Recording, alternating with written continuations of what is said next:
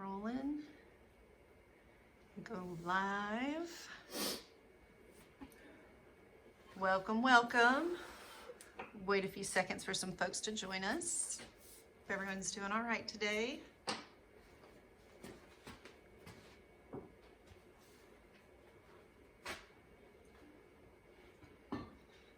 So hold up the seat. Let me take a look.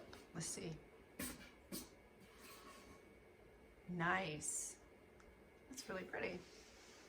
Yeah. I know you were worried about it not being, I don't want to say flashy, but... Well, the grain being somewhat interesting, but it's not bad. Look, Yeah. I think we talked about having the color variations. Yes, I'm really digging that. The like pinks on What's really weird though is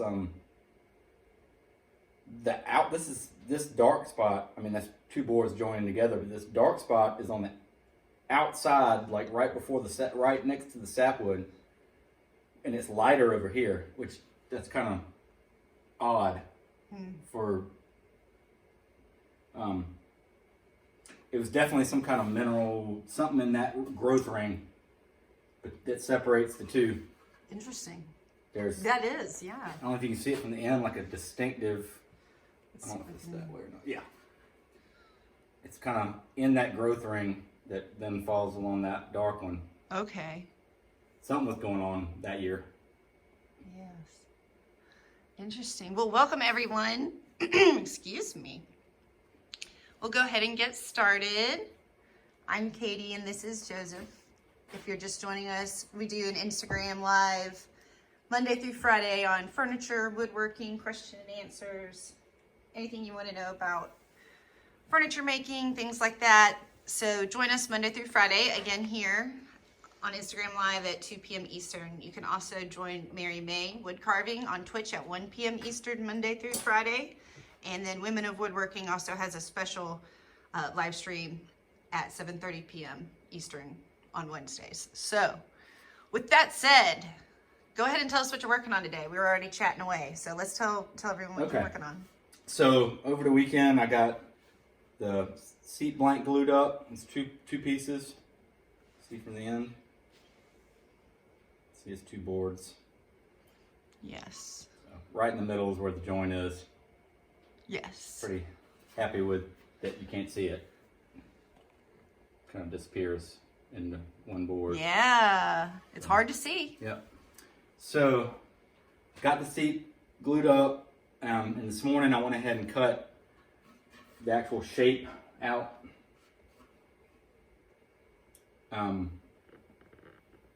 So what's left before I start dishing the seat out, shaping the seat,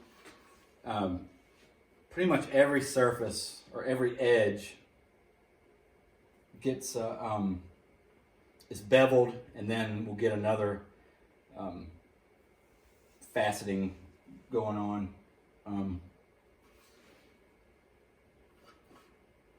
I mean, I've got them drawn in pencil, but you're probably not going to be able to see it. Yeah. Unless you even got close up. Well, I can tell you here. This is what this. Here, step around on this side of the bench actually and see. So perfect. I'm Take a step. Perfect. This way. There you go. Now it's really perfect. Okay. So basically, that's what's going to happen. Interesting. And then it looks like a huge chunk when you put it that way. Hello. Thank you. Fama Woodwork says nice workshop and hello from Brazil. Oh yeah, hi yeah. Then basically from the side, another facet or another bevel. Okay. And then what? I'm just looking. Okay. And then same thing on the back.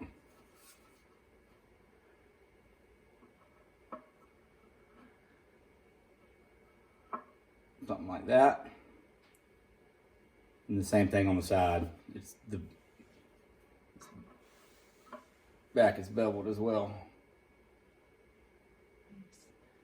So then after those bevels are dialed in, then there will be some additional, let's see if we can you see on the underside, the faceting, the facets too? That's not the bevel, that's actually some more like faceting. So, right. So the front edge is beveled, the back edge is beveled. Let me see if I can. Yeah. Oh. Hold it where it needs to go.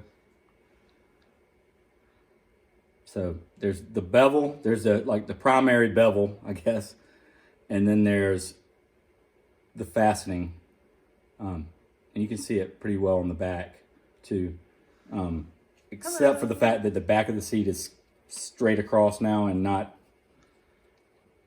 that additional. Ooh. So some fastening going on. Hey. Yeah, some fastening going on, and you know, after the bevel. Then the hollowing out of the seat. Normally at this point, I would have the surface, all the top of the seat gets hollowed out and shaped, except for back here is flat. So normally, before I start this process, and especially when I'm doing joinery through the seat and all that, I'll go ahead and hand plane the top and the bottom, just so it's done before I start joinery. This one doesn't have any joinery. Yeah. But once I start hollowing this out, I don't have but a little bit of a flat here to plane afterwards. So there's not as much for the plane to register on. And the reason I do that, and why it would be beneficial to do that before I start hollowing the seat, which I think I'll have a chance to do. I'm gonna do that outside bevels and facets. But before I start hollowing out the seat, I want to hand plane this. So I'll have to redraw my line here.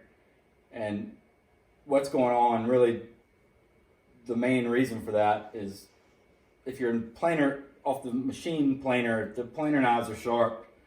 It's not that big a deal. It's minimal sanding.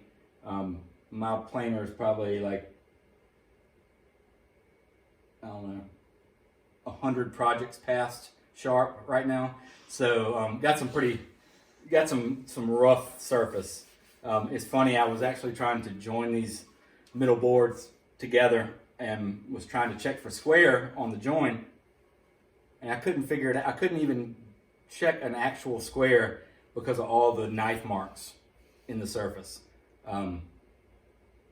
Ragged, but I don't know of any sharpening surfaces that are up and going right now. So it'll be all right. I rely on my hand plane for the final surface anyway, so yeah, so that's that. So the first thing I'm gonna do is put this in my vise and try to dial in that whatever degree bevel that is. I'm not quite sure what it is exactly. I'm not really concerned about the exact degree. I have my bevel gauge set. So I'll start on the end grain, just in case when I'm planing, if I blow out any fibers off the edge, I can still get rid of them when I bevel the side. That's normally how I address any board. I deal with the end grain and then deal with the long grain first, or deal with the long grain after I deal with the end grain. Because that's what's going to blow out on you. So it gives you a chance to clean up anything that's, that then blows out. So first thing I'll do though is I'll take a chisel and just relieve this edge, just to give myself another bit of insurance for the grain blowing out. So just a slight little chamfer. You can do that with a file or a chisel or a block plane, whatever it is. So really since this is by hand, I'm just kind of eyeballing this, and I'll kind of work to my line.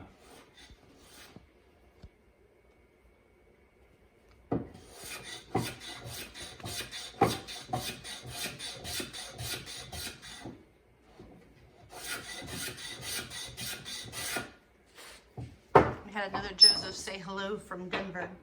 Hello, Joseph.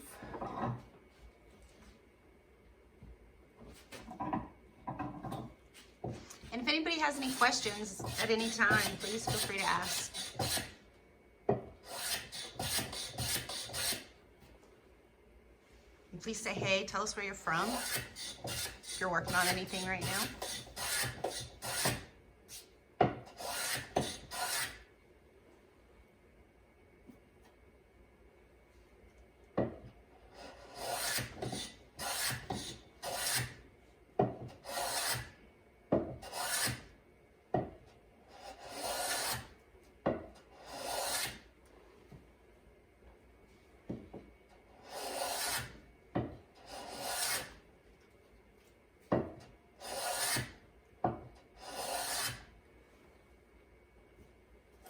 So when you start blowing out those fibers on that, it kind of will give you a misleading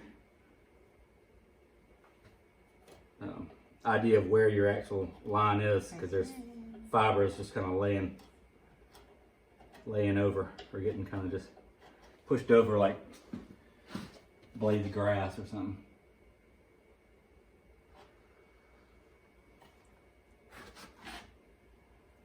Hope that everyone's doing well today. We've had some new joiners, and so what Joseph is working on is the outer shaping of the seat for the rocking stool.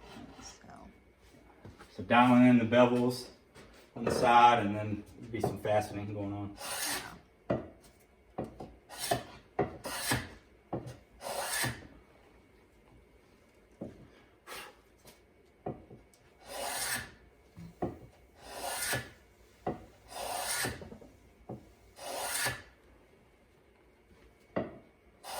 Can you see the line in the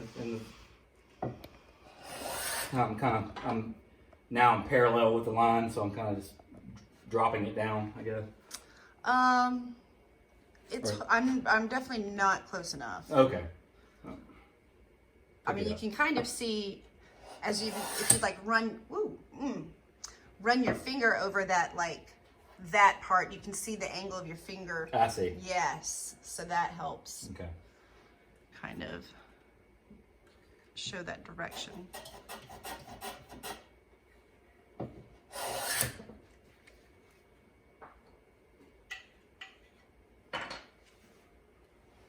Scrabble. Scribble. Little wax. So that's the fiber breaking out on the end.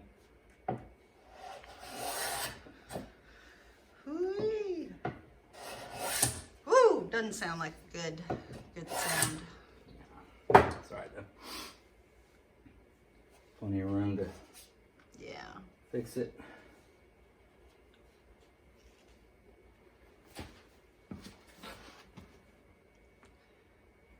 Well, and is that part of the reason why you do this so carefully and precisely by hand as well? And like a little bit at a time? So I guess I can kind of see it happening while it's happening. Mm-hmm.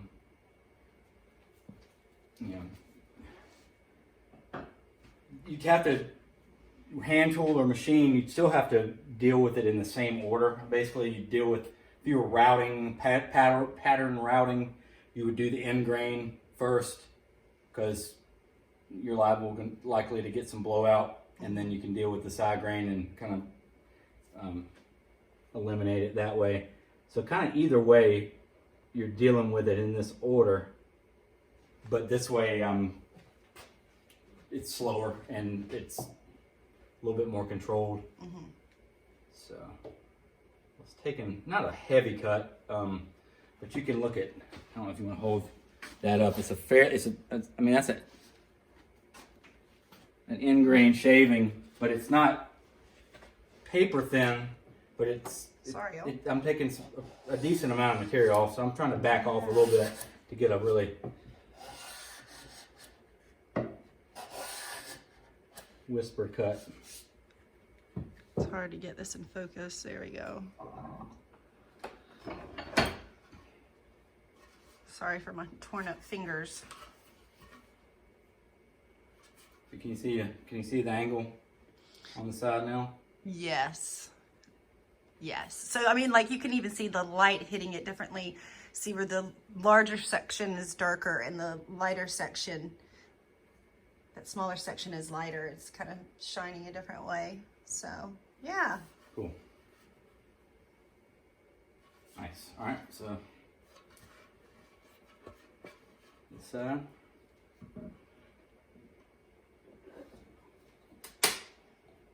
Hope everyone is doing well today. Don't be shy. Say hello, where you're from. If you have any questions.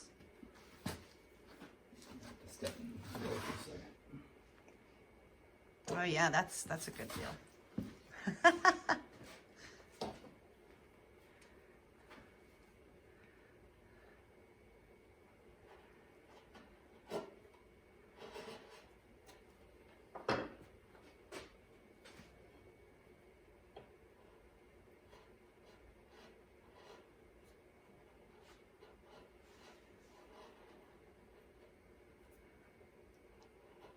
Not ideal chisel use towards yourself, but Yeah. trying to spare y'all my back. As we say, not as we always do.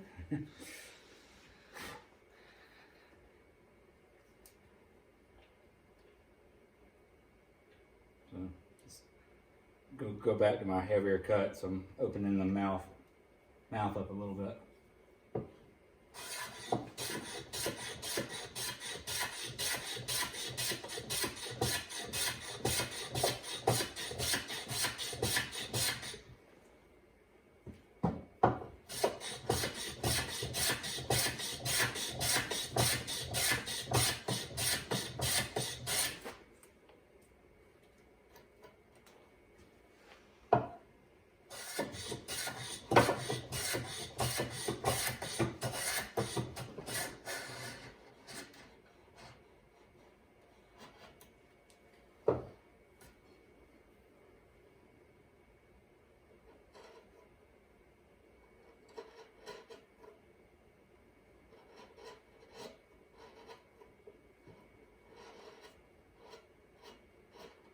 So if it blows out on the bottom side, that's even more insurance on that, because I mean, there's more material getting taken off on the bottom edge than it is the top. If I blow out the top, then I'm more than likely going to have to decrease the size of the seat by, just minimally, but Still. I'm trying not to do that.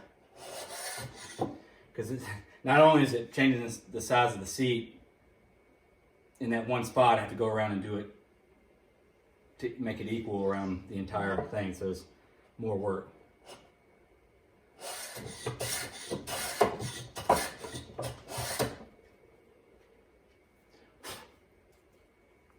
So over the weekend, you obviously glued up your seat. Yep. Was there anything else that we missed to kind of bring people up to speed if they're watching these? Well, let's see. I had some. It was Easter weekend, so Well, yeah. Even though we are in isolation, it was a. Yeah, I did have weekend. I did have a good bit of, well, or not a good bit, but I had some tail to chase, basically around on my shoulders, on some of the legs, where one side was hitting, but there was a gap on the other side, and so then you go to get it to where it all sits nicely, but then that means on 3 of the other legs you got to drop it down too, or make some kind of adjustment. So there's a good bit of kind of going around and getting everything to really meet up nicely to the rocker and to the top rail. So some work that doesn't look like a whole lot, but really will make a difference in the final piece. So I've got a lot of that dialed in and got the seat ready, and so I think I'm pretty happy the way the frame is turning out. There's some adjustments or some fine detail stuff that I'd like to do, but nothing that's holding me up. Getting this going.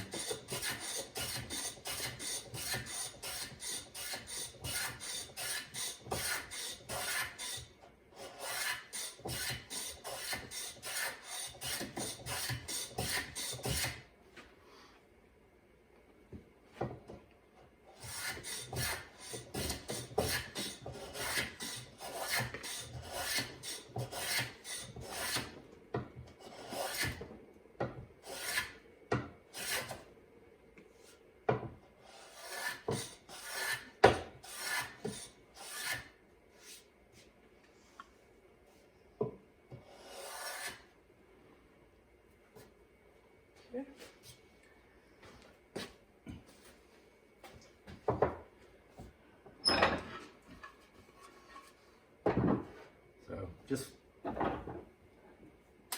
per usual, do one side, and then there's a little bit more to go back and make sure the other side's the same. And what I'm trying to do is basically I have this middle point in the front of the seat. So I'm trying to make those bevels line up to a single point and not be off-centered or that kind of stuff.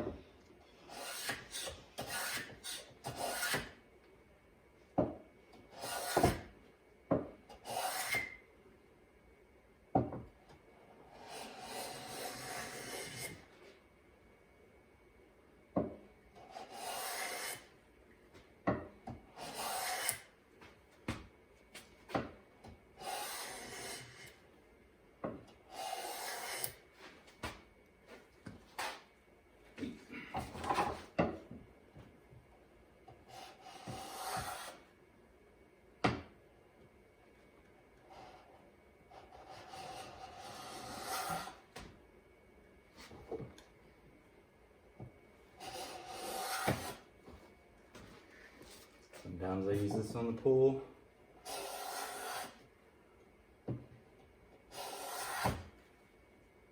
Cool. So, I don't know how well you're going to be able to see this. Where am I on the, so right in the center, there's basically where the two bevels meet, and it should be a single point. Can you hold it down a little bit lower Going for down. your Instagram camera? There you go. I mean, it could be slightly off, but that's the idea. I don't know, does it show up at all? Okay. It does. Maybe definitely from there. Can you bring it? Yeah, there we go. So you can see it on that camera. Very nice. Okay. Very so, subtle. Very subtle. But still looks Yeah. like, you know, I want to say. Your hand's going to notice it, I think, before your eyes do, especially on the ground. If you're sitting in the seat, and that's kind of, I mean, let's face it, anything on the bottom of the seat or the underside of the seat, I mean, it's kind of for the person sitting in it. Nobody can really see it. I mean, you can at some points you could see some stuff, but those are kind of little details that are, the person sitting in it really be the one who appreciates it, and that's kind of, I like that kind of stuff.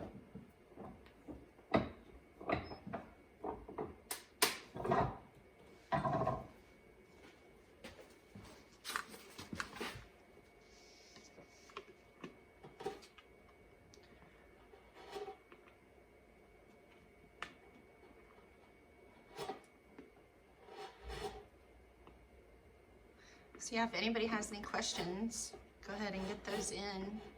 But a few minutes left. It's amazing how fast this time goes. It's awesome though.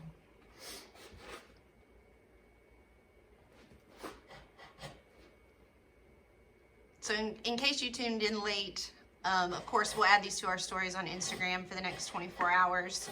But then these are also recorded and added to YouTube, usually within a day of the recording. So you can go back and reference these much later than 24 hours from now. So, and we also have a couple weeks worth of live streams up there now. You can go back and catch up on the project, which is a black walnut rocking stool.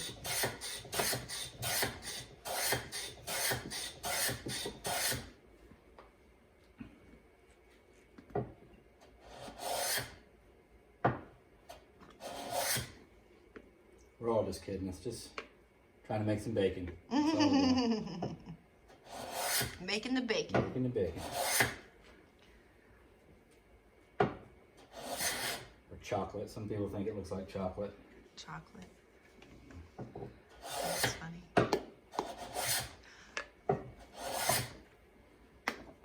Oh, hey, hey. Middleton Maid. What's up? What's going on, buddy?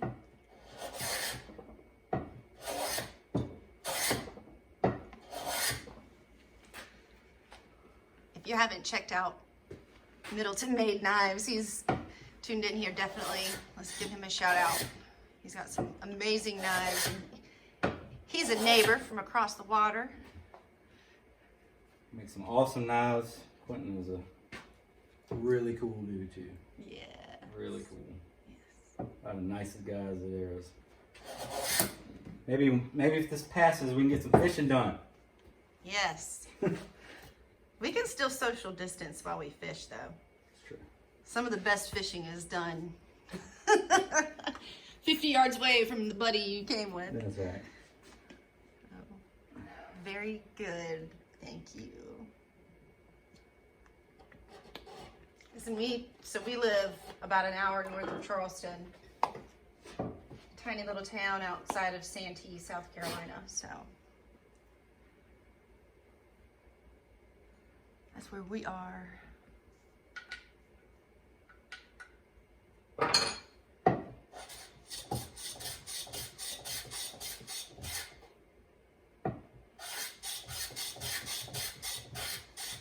If y'all are able to get in your shop, please tell us what you're working on. I know not everybody has the privilege to be able to get into their shop right now, but if you are, I'd love to hear. Quentin says, hell yeah, let's go fishing. Say it's no problem. We can social distance.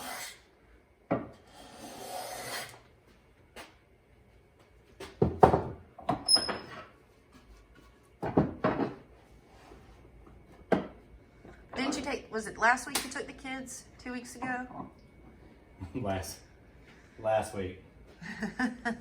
Yeah. Fishing, quote unquote. Fishing. We went in the pond and wind was blowing the boat and they're little. They're very little, so it was pretty ambitious. But the whole time I was trying to keep the boat out of the trees and also teach them how to use the rod and reel again, like because it had been a while and they both just they were done with it. It's all right. Practice makes perfect. I got to cast once. It was cool. There you go.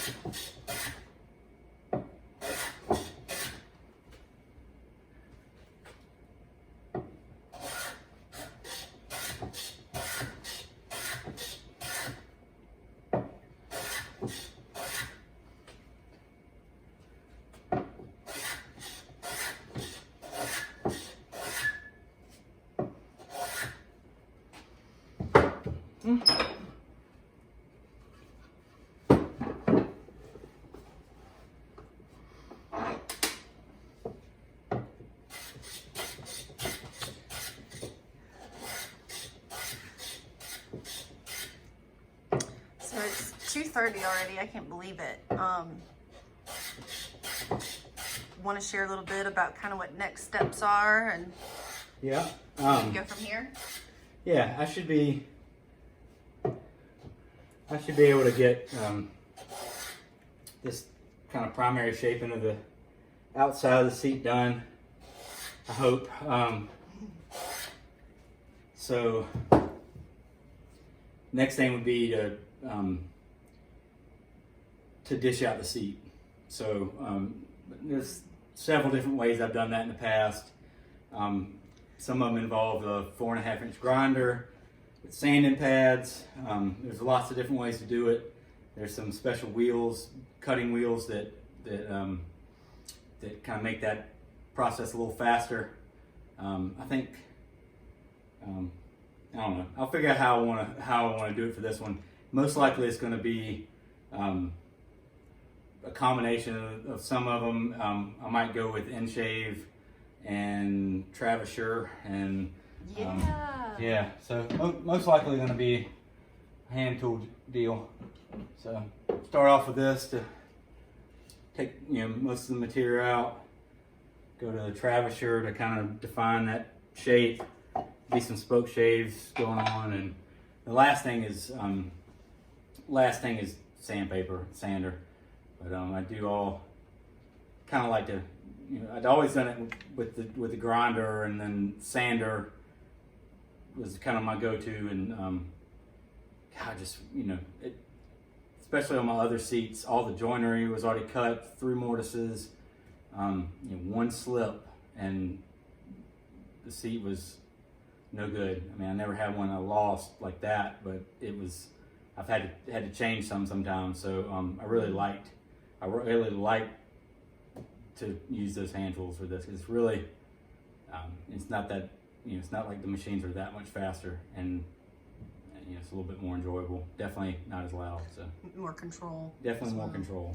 So tomorrow you'll probably be doing some shaping. Yeah, hopefully we'll be shaping the That's seat. exciting. Yeah. That'll be a good live stream. We'll be back tomorrow at 2 p.m. So I do want to talk about that Travisher real quick, and maybe we'll talk about it again tomorrow. But Claire Minihan,